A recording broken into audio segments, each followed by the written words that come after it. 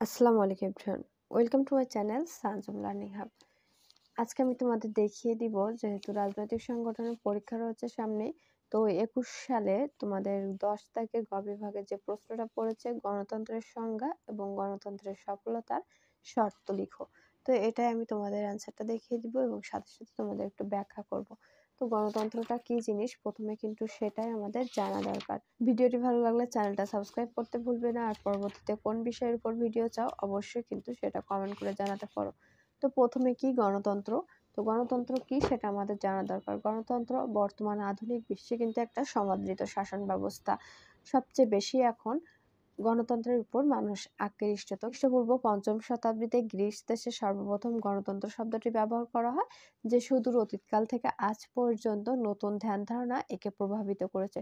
তো এর ফলে গণতন্ত্র সম্পর্কে আরো জানার জন্য আমরা সাধারণভাবে সংজ্ঞা আকারে কি বলতে পারি, যে শাসন ব্যবস্থার শাসন ক্ষমতা এক বা মুষ্টিমেয় লোকের হাতে ন্যস্ত না থেকে সমগ্র জনসাধারণের হাতে ন্যস্ত থাকে এবং অধিকাংশ জনগণের মতামত প্রকাশ করার সুযোগ দেওয়া হয়, তাকেই বলে গণতন্ত্র। বলা যায় যে শাসন ক্ষমতার মূল কেন্দ্রে যে শাসক থাকবে, তার একার হাতে বা তার অনুগত কিছু মুষ্টিমেয় লোকের হাতে শাসন ক্ষমতা ন্যস্ত না থেকে সমগ্র জনসাধারণের হাতে অধিকাংশ জনগণের মতামতের সুযোগ দেওয়া এমন একটা পরিস্থিতি থাকবে, বা সমস্ত জনগণের হাতে ক্ষমতার মূল কেন্দ্র থাকবে, তো সেটাকেই বলে গণতান্ত্রিক ব্যবস্থা। তো গণতান্ত্রিক ব্যবস্থা ইংরেজি প্রতিশব্দ হচ্ছে ডেমোক্রেসি। শব্দটি এসেছে ডিমোস এবং ক্যারোস ডিমোস ও ক্যারাটোস শব্দ দুটি গ্রিক শব্দ হতে। এই শব্দ দুটির অর্থ যথাক্রমে জনগণ এবং শাসন বা কর্তৃত্ব। সুতরাং ব্যুৎপত্তিগত অর্থে গণতন্ত্র হলো জনগণের শাসন। এতটুকু লিখলেই যথেষ্ট গণতন্ত্রের সংজ্ঞার জন্য। তবে যদি আরেকটু ভালোভাবে লিখতে চাও, তো এখানে কিছু প্রামাণ্য সংজ্ঞা দেওয়া রয়েছে বিভিন্ন বিজ্ঞানীদের। এখানে কিছু প্রামাণ্য সংজ্ঞা রয়েছে, সেগুলো তোমরা দিতে পারো। তো গণতন্ত্র সম্পর্কে বিভিন্ন মনীষীরা কি বলেছে এখানে দেওয়া রয়েছে।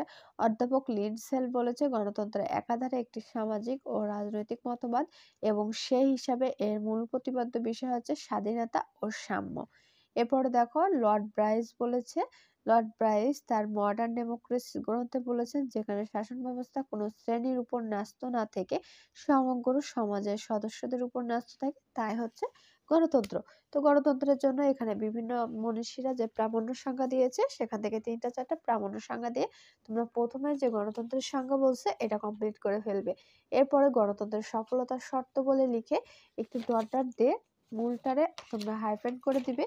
এরপরে গণতন্ত্রের সফলতার শর্ত সমূহ কি বলছে এখানে। তো গণতন্ত্রের সফলতাটা মূলত কি বোঝায়, গণতান্ত্রিক যে সমাজ ব্যবস্থায় প্রতিষ্ঠিত হয়েছে সেটা বোঝার কিছু লক্ষণ রয়েছে। অর্থাৎ গণতন্ত্রটা যে সমাজে প্রতিষ্ঠিত সফলভাবে, সেটা বোঝার জন্য কিছু বৈশিষ্ট্য রয়েছে। তো সেটাই তোমাদের এখানে লিখতে হবে। গণতন্ত্র সফলতার কিছু শর্ত রয়েছে, অর্থাৎ গণতন্ত্র প্রতিষ্ঠা করার জন্য সেই সমাজে কিছু বৈশিষ্ট্য রয়েছে বা ধ্যান ধারণা রয়েছে, সেটাই। তো প্রথমে কি বলছে, একটা পয়েন্ট রয়েছে গণতান্ত্রিক জনগণ। তো গণতান্ত্রিক জনগণটা বলতে কি বোঝায়, গণতন্ত্র সাফল্যমণ্ডিত করতে হলে সমগ্র যে জিনিস প্রয়োজন তা হলো জনগণের গণতান্ত্রিক ধারণার উপস্থিত। অর্থাৎ জনগণের মধ্যে যদি গণতান্ত্রিক ধ্যান ধারণা উপস্থিত না থাকে, তাহলে কিন্তু সেটা গণতান্ত্রিক সফলতার শর্ত সমূহের মধ্যে পড়ে না। যে কারণে যে শাসন ব্যবস্থায় জনগণেরও তার গণতান্ত্রিক চিন্তাধারা বা ধ্যান ধারণার উপস্থিতি থাকা অবশ্যই প্রয়োজন। আবার গণতান্ত্রিক শাসন ব্যবস্থা তার সাফল্যের জন্য নাগরিকদের কাছে বিশেষভাবে যোগ্যতারও দাবি রাখে। এরপরে আমরা দ্বিতীয় পয়েন্টে যাই। এটা কিন্তু বেশ 21টার মতো পয়েন্ট রয়েছে, তবে এতগুলো পয়েন্ট দেওয়ার কিন্তু প্রয়োজন নাই। তোমরা 10 থেকে 12টা পয়েন্ট দিলে কিন্তু যথেষ্ট 10 মার্কের জন্য। তোমাদের কাছে যে 10টা কিংবা 12টা সহজ লাগে, অথবা সর্বোচ্চ দিলে তোমরা 14-15টার উপরে যাওয়ার কোনো প্রয়োজনই নাই। তো এরকম পয়েন্ট দিলে যথেষ্ট হয়ে যায় তোমাদের 10 মার্কের জন্য। তো যে কয়টা তোমাদের মুখস্থ করার জন্য সুবিধা হয় সে কয়টা দিতে পারো। এরপরে 2 বলছে একাধিক রাজনৈতিক দল। তো একটি গণতান্ত্রিক রাজনৈতিক ব্যবস্থায় তোমাদের কিন্তু একাধিক রাজনৈতিক দল থাকবে। তো সেটাই বলছে একাধিক রাজনৈতিক দল। গণতন্ত্র সাফল্যের জন্য একাধিক রাজনৈতিক দল এবং বিরোধীদের ভূমিকা বিশেষ গুরুত্বপূর্ণ। একাধিক রাজনৈতিক দল ছাড়া গণতন্ত্র চলতে পারে না। একটি রাজনৈতিক ব্যবস্থায় যদি একাধিক রাজনৈতিক দল না থাকে, তাহলে কিন্তু সেটা গণতান্ত্রিক বলা যায় না। তখন সেটা এককেন্দ্রিক হয়ে যায়। সেজন্য বলছে একাধিক রাজনৈতিক দল থাকবে। এরপর কি গণতান্ত্রিক পরিবেশ। তো গণতান্ত্রিক পরিবেশটা কি জিনিস? মানুষের ব্যক্তি সত্তার পরিপূর্ণ বিকাশের উপযোগী পরিবেশই হলো গণতান্ত্রিক পরিবেশ। এর জন্য প্রয়োজন সামাজিক, রাজনৈতিক ও অর্থনৈতিক অধিকারের স্বীকৃতি ও সংরক্ষণ। সামাজিক ও অর্থনৈতিক ক্ষেত্রে বৈষম্য, অন্যায় ও শোষণ গণতন্ত্রের সমাধি রচনা করে। সুতরাং সমাজতান্ত্রিক তথা গণতান্ত্রিক পরিবেশ ছাড়া গণতন্ত্রের সাফল্য সুনিশ্চিত হতে পারে না। এরপরে কি আইনের শাসন। গণতান্ত্রিক সমাজে কিন্তু অবশ্যই আইনের শাসন প্রতিষ্ঠা করা প্রয়োজন। আর আইনের শাসন হলো গণতন্ত্রের সফলতার একটি অন্যতম শর্ত হলো আইনের শাসন প্রতিষ্ঠা করা। আইনের সবাইকে সমান চোখে দেখবে, এটাই হচ্ছে আইনের শাসন। তারপর কি গণতান্ত্রিক অর্থ ব্যবস্থা।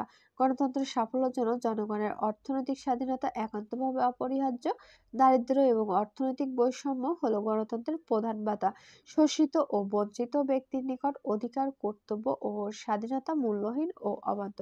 সুতরাং তোমাদের অর্থনৈতিক সাম্য এবং স্বাধীনতা সমৃদ্ধি গণতন্ত্রের সাফল্যের সহায়ক।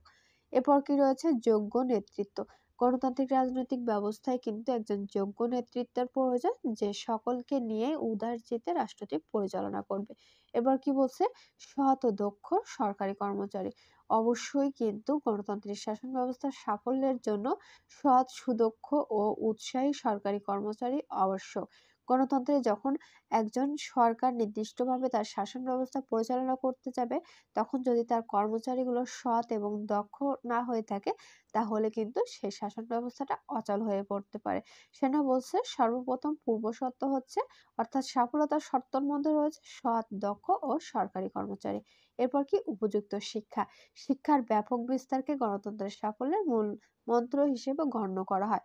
গণতন্ত্র হলো সংখ্যাগরিষ্ঠ জনগণের শাসন, আর জনগণের অধিকাংশ যদি অশিক্ষিত হয় তবে তার পক্ষে যোগ্য ও বিজ্ঞ প্রতিনিধি নির্বাচন করা সম্ভব নয়। ফলে অজ্ঞ ও অযোগ্য ব্যক্তির হাতে পরে গণতান্ত্রিক শাসন ব্যবস্থা ব্যর্থ হতে পারে। তো এই জন্য আমাদের উপযুক্ত শিক্ষা শাসন ব্যবস্থার জন্য অবশ্যই প্রয়োজন। এরপর কি জনমত। গণতন্ত্রের সাফল্যের অন্যতম একটি অপরিহার্য শর্ত হলো সুস্থ, সবল ও সদা জাগ্রত জনমত। সদা সতর্ক ও সক্রিয় জনমত সরকারের স্বৈরাচারিতা রোধ করতে পারে, সরকারকে গণমুখী করে। তাই গণতন্ত্রের সাফল্যের জনমতের উপর বহুলাংশে নির্ভরশীল। জনমতটা কিন্তু অবশ্যই গুরুত্বপূর্ণ। একটা গণতান্ত্রিক শাসন ব্যবস্থায় সরকার যদি জনমত অর্থাৎ জনমতের মতই বেশি নির্ভরশীল হয়ে পড়ে, তখন কিন্তু সেই সরকার আর স্বৈরাচারী হতে পারে না। তো গণতন্ত্রের সাফল্যের জন্য জনমতের উপর বহুলাংশে নির্ভরশীল। সক্রিয় মন মানসিকতা অবশ্যই গণতন্ত্রের জনগণের মধ্যে থাকতে হবে। এরপর কি বলছে? সহিষ্ণুতা। পরম সহিষ্ণুতা গণতন্ত্রের প্রাণ। গণতন্ত্র সংখ্যাগরিষ্ঠের শাসন। এই শাসন ব্যবস্থাকে সফল করতে হলে সংখ্যালঘিষ্ঠরা যেমন সংখ্যাগরিষ্ঠ শাসন মেনে নেবে, তেমনি সংখ্যাগরিষ্ঠরাও সংখ্যালঘু তথা বিরোধী দলের মতামতের প্রতি শ্রদ্ধাশীল, সহিষ্ণু মনোভাব পোষণ করবে। একে অপরের প্রতি পরমাৎ সহিষ্ণু মনোভাব পোষণ করবে গণতান্ত্রিক শাসন ব্যবস্থায়। গরিষ্ঠ এবং সংখ্যালঘিষ্ঠ দুজনই একে অপরের প্রতি মনোভাব থাকবে সহিষ্ণু। এরপর কি সংখ্যালঘুর প্রতিনিধিত্ব। জন স্টুয়ার্ট এর মতে গণতন্ত্রের সার্থক করে তোলার জন্য সংখ্যালঘুর প্রতি প্রতিনিধিত্বের ব্যবস্থা থাকা দরকার।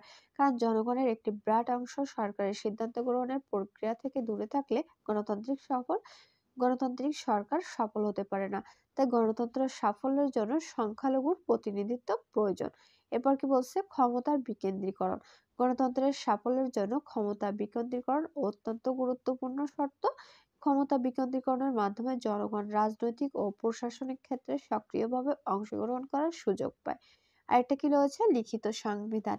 তো হেনরি মেইন, লেকি প্রমুখ রাষ্ট্রবিজ্ঞানীদের মতানুসারে সংবিধান লিখিত হলে জনসাধারণের সরকার কর্তৃত্বের পরিধি এবং নিজেদের অধিকার ও কর্তব্য সম্পর্কে অবহিত হতে পারে।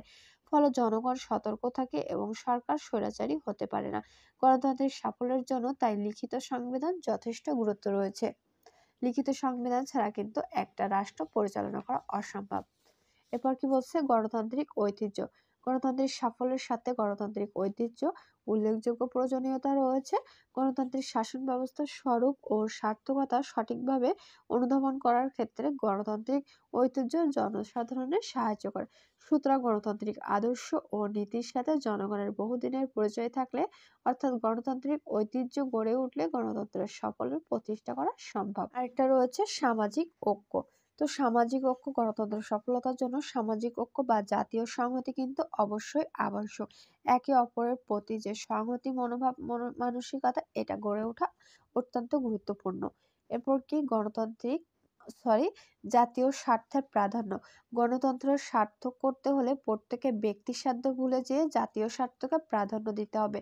তো জাতীয় স্বার্থ প্রাধান্য গণতান্ত্রিক সফলতার জন্য কিন্তু অন্যতম একটা পূর্বশর্ত।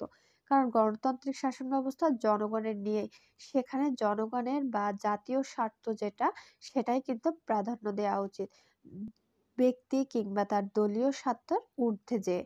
তো সেটাই বলছে জাতীয় স্বার্থের প্রাধান্য। গণতান্ত্রিক আদর্শ। গণতান্ত্রিক শাসন ব্যবস্থার সাফল্যের জন্য জনগণের মধ্যে গণতান্ত্রিক আদর্শ ও ভাবধারা অনুপ্রাণিত হওয়া প্রয়োজন। তো জনগণের মধ্যে যখন গণতান্ত্রিক ভাবধারা বা আদর্শ অনুপ্রাণিত হয়, তখন কিন্তু মানুষজনের অর্থাৎ নাগরিকদের মধ্যে বিশেষতই গণতান্ত্রিক চিন্তাধারা, গণতান্ত্রিক আদর্শ, গণতান্ত্রিক শাসন ব্যবস্থার সাফল্যের জন্য জনগণের মধ্যে গণতান্ত্রিক আদর্শ ও ভাবধারা অনুপ্রাণিত হওয়া প্রয়োজন। সাম্য ও সমানাধিকার হলো গণতন্ত্রের ভিত্তি। তো গণতন্ত্রের ভিত্তি হচ্ছে সাম্য ও সমানাধিকার। এরপর রয়েছে রাজনৈতিক ও সামাজিক অধিকার। গণতন্ত্রকে সার্থক করে তুলতে হলে নাগরিকদের সামাজিক রাজনৈতিক অধিকারগুলোকে শুধুমাত্র তত্ত্বগত স্বীকৃতি নয়, সেগুলোকে বাস্তবে কার্যকরী করা প্রয়োজন। তো কি বলছে এখানে? তার জন্য প্রয়োজন বাক ও মতামত প্রকাশের স্বাধীনতা, চলাফেরা করার স্বাধীনতা, সংঘ ও সমিতি গঠনের স্বাধীনতা, ধর্মের অধিকার ইত্যাদি। তো রাজনৈতিক ও সামাজিক অধিকারটা কিন্তু গুরুত্বপূর্ণ গণতান্ত্রিক শাসন ব্যবস্থার সফলতার জন্য। রাজনৈতিক বা সামাজিক অধিকারগুলো শুধু তত্ত্বগত, অর্থাৎ শুধু গণতন্ত্র সার্থক করে তুলতে হলে নাগরিককে সামাজিক ও রাজনৈতিক অধিকারগুলোকে শুধু তত্ত্বগতভাবে স্বীকৃত দিলে হবে না, সেটাকে বাস্তবিক কার্যকরী করতে হবে। কারণ বাস্তবে যখন কার্যকর হবে তখন মানুষ কিন্তু সেটা সহজেই উপলব্ধি করতে পারবে। তো সেজন্য কি প্রয়োজন বলছে? মানুষের বাক স্বাধীনতা, মতামত প্রকাশের স্বাধীনতা, চলাফেরা করার স্বাধীনতা, সংঘ ও সমিতি গঠনের স্বাধীনতা, আর একটা কি বলছে? ধর্মের অধিকার। তো ধর্মের অধিকারটা প্রয়োজন। শাসন কার্য সক্রিয় অংশগ্রহণ। শাসন ব্যবস্থা জনগণের অংশগ্রহণ গণতান্ত্রিক সরকারকে সাফল্যমণ্ডিত করে তুলতে পারে। প্রত্যেকে তার দায়িত্ব গ্রহণ করে, সে দায়িত্ব যথাযথভাবে পালন করা গণতন্ত্রের সার্থকতা নির্ভর করে। তো শাসন কার্যে সকলেরই কিন্তু সক্রিয় হতে হবে। যেমন শাসন ব্যবস্থায় সরকারের ভূমিকা রয়েছে, সরকারের আমলাতন্ত্রের ভূমিকা রয়েছে, এমনকি জনগণ, যে সাধারণ জনগণ, তাদেরও কিন্তু শাসন কার্যে সক্রিয় ভূমিকা পালন করতে হবে। অর্থাৎ রাষ্ট্রের প্রতি বা শাসন ব্যবস্থায় যার যে দায়িত্ব রয়েছে তার কিন্তু সেটা সার্থকভাবে যথাযথভাবে পালন করতে হবে। তো এটাই হচ্ছে তোমার গণতন্ত্রের সফলতার আরেকটা পূর্ব শর্ত। এরপর কি? জাতীয় ঐক্য ও সংহতি। গণতন্ত্র সফলতার জন্য জাতীয় ঐক্য এবং সংহতি কিন্তু অবশ্যই আবশ্যক। মিলের মতানুসারে জাতির ভিত্তিতে রাষ্ট্র গঠন গণতন্ত্র বিকাশের পক্ষে সহায়ক। জনগণের মধ্যে জাতীয় ও সামাজিক ঐক্যবোধ ছাড়া গণতন্ত্র সফল হতে পারে না। তো সামাজিক ঐক্যবোধ সৃষ্টির স্বার্থে জাতিভেদের মধ্যে জাতীয় ও সামাজিক ঐক্যবোধ ছাড়া গণতন্ত্র সফল হতে পারে না। সামাজিক ঐক্যবোধ সৃষ্টির স্বার্থে জাতিভেদ প্রথা এবং সামাজিক বৈষম্য দূর হওয়া উচিত। তো জাতীয় ঐক্য এবং সংহতির জন্য জাতিগত যে ভেদাভেদ এবং অন্যান্য সামাজিক বৈষম্য রয়েছে সেটা কিন্তু অবশ্যই দূর হওয়া প্রয়োজন। এরপর সর্বশেষ আরেকটা পয়েন্ট রয়েছে উন্নত কৃষ্টি। তো উন্নত কৃষি সম্পন্ন দেশেই গণতন্ত্র বিকাশ লাভ করে। যেমন তোমার পশ্চিম ইউরোপের দেশসমূহ এবং আমেরিকার মতো শিল্পোন্নত এবং উন্নত দৃষ্টি সম্পন্ন দেশে গণতন্ত্র অনেকটা সফল হয়েছে। তবে অনুন্নত এবং উন্নয়নশীল দেশে গণতন্ত্রের বিকাশ তেমন একটা উল্লেখযোগ্য নয়। তো উন্নত কৃষ্টি যেটা হচ্ছে উন্নত বিশ্ব বা শিল্পোন্নত রাষ্ট্র যেগুলো রয়েছে সেখানে গণতন্ত্রটা সফল হয়েছে। আর ব্যর্থ হয়েছে, অর্থাৎ ততটা গণতন্ত্র সফলতা পায়নি অনুন্নত এবং উন্নয়নশীল দেশে। সর্বশেষ অর্থাৎ আমরা পরিশেষে বলে আলোচনা করতে পারি, গণতন্ত্র বাস্তবে কার্যকরী করে তুলতে হলে বহুবিধ শর্ত রয়েছে, সেগুলো পালন করতে হয়। তবে সকল শর্তের মধ্যে সবচেয়ে বড় শর্ত হলো জনগণ। জনগণ ছাড়া কিন্তু একটা গণতান্ত্রিক রাষ্ট্র ব্যবস্থা কখনোই গড়ে উঠতে পারে না। সেজন্য বলছে, তবে সকল শর্তের মধ্যে সবচেয়ে শর্ত হলো জনগণ। তো জে.এস. মিল অত্যন্ত গুরুত্বের সাথে বলেছেন যে গণতন্ত্র সফল করতে হলে এর সংরক্ষণ প্রয়োজনীয়তা ত্যাগ স্বীকার করতে হয় এবং তাদের উপর অর্পিত দায়িত্ব পালনে এগিয়ে আসতে হয়। তাহলেই কেবল একটি দেশে গণতান্ত্রিক সফল ব্যবস্থা সাফল্য অর্জন করতে পারে। তো জনগণ সবচেয়ে বড় শর্ত, আর সেই জনগণেরই কিন্তু গণতন্ত্রে প্রত্যক্ষভাবে অংশগ্রহণ করতে হবে এবং এর সংকলনে প্রয়োজনীয় যে ত্যাগ স্বীকার করতে হয় সেটাও করতে হবে এবং তাদের উপরে অর্পিত যে দায়িত্ব রয়েছে সেটাকেও কিন্তু সকলের মিলেমিশে সেই অর্পিত দায়িত্বটা পালন করতে হবে। তাহলেই কি হবে, একটি গণতান্ত্রিক শাসন ব্যবস্থা একটি রাষ্ট্রে সফলভাবে প্রতিষ্ঠিত হতে পারবে। তো একটা রাষ্ট্রে যখন গণতান্ত্রিক সাফল্য অর্থাৎ গণতান্ত্রিক শাসন ব্যবস্থা পরিচালিত অর্থাৎ প্রতিষ্ঠিত হওয়ার শর্তসমূহের মধ্যে এই পয়েন্টগুলো কিন্তু অনেক গুরুত্বপূর্ণ। তো এই প্রশ্নটা কিন্তু তোমাদের পরীক্ষার জন্য বেশ ইম্পর্টেন্ট রয়েছে। তোমরা একটু এটাকে খুব গুরুত্ব সহকারে দেখে নিও।